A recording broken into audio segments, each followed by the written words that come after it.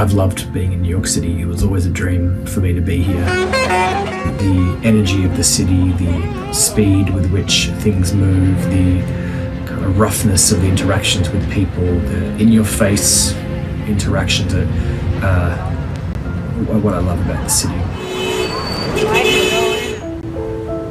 I'm one of 11 neurointerventionists in this practice who perform the procedures that pull out the blood clots. When COVID broke, however, we all had to adjust our roles.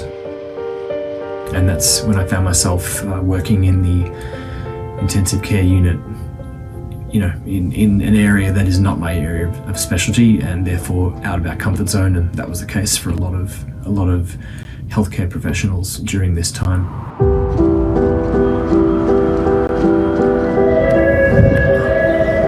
So we've just had an alert that a 33-year-old nurse at Mount Sinai, Queens, has just 30 minutes ago had the start of a stroke, a large vessel stroke.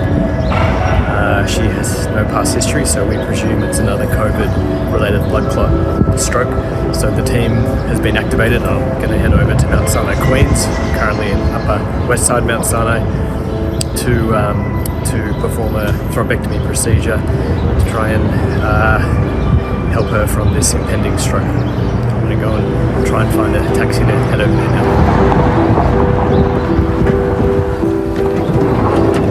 Hey, how you doing? The young nurse that we're about to see has had a blood clot in her internal carotid artery, which is one of the largest arteries heading up into the brain. So we're going to go up using a catheter through the leg, up through the heart into the brain, and then try to either suck it out with a catheter or grab onto it with a trapping device and pull out the blood clot, restoring blood flow into the brain. So we have to get the blood flowing back to the brain as quickly as possible. Typically, these clots need to be pulled out within 6 hours of the onset of the stroke. Thanks, mate. Take care, be safe. It takes a toll on the workers who are treating patients when they're unwell, when they're your colleagues, because, you know, it's the fact that everyone's putting themselves at risk. How you doing? We're seeing that happen when colleagues are passing away. Associate Professor Joanna Fifi is a close colleague and mentor of mine. She trained me during my fellowship. So we've just arrived at Mount Sinai, Queens, and we're setting up. What did he say about symptoms? Zero. She's been in the COVID tent. The COVID tent in Central Park. We have a very high degree of suspicion for anyone who's young presenting with strokes with no other cause that COVID could be a risk factor, given the fact that we're seeing this in many other young patients. What you'll see is the team inside the angiography suite. The angiography suite is a little bit different to an operating room.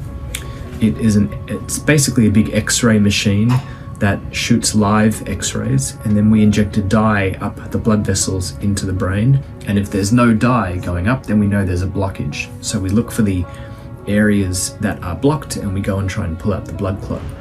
We don't know what the cause of the blood clot formation on the wall is what it's due to, but we are suspicious that it's COVID, given that she's been exposed to COVID. She's got a bad cough. The first test has come back negative, but we're now waiting on antibodies. She's moving her arm? Yeah. That's awesome. Both arms? In the room, she started talking and her right arm and her right leg started to come back. What's been incredible about the COVID, learning about COVID patients over the last couple of weeks has been the progression from the understanding of the disease primarily being a lung disease to now seeing that the virus also causes a direct impact on the blood vessel wall and the formation of blood clots. And so it's been the shift in focus on treating the virus not just as a pneumonia-causing bug, but a blood clotting-causing bug. You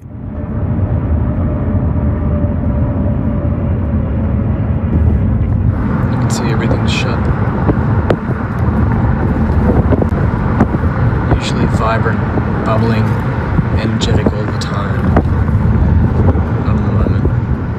city's asleep. New York got COVID. But at 7 o'clock, everyone goes to their windows, opens the windows, grabs a pot and a pan and starts screaming and cheering. You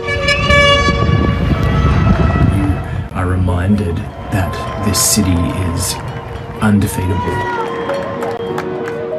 I'm excited for the return of this city to awaken and everyone to move on from this horrible, horrible experience.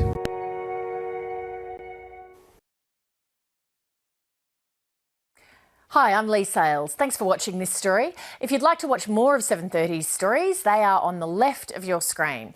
And tap on the button below to subscribe and get the latest from ABC News.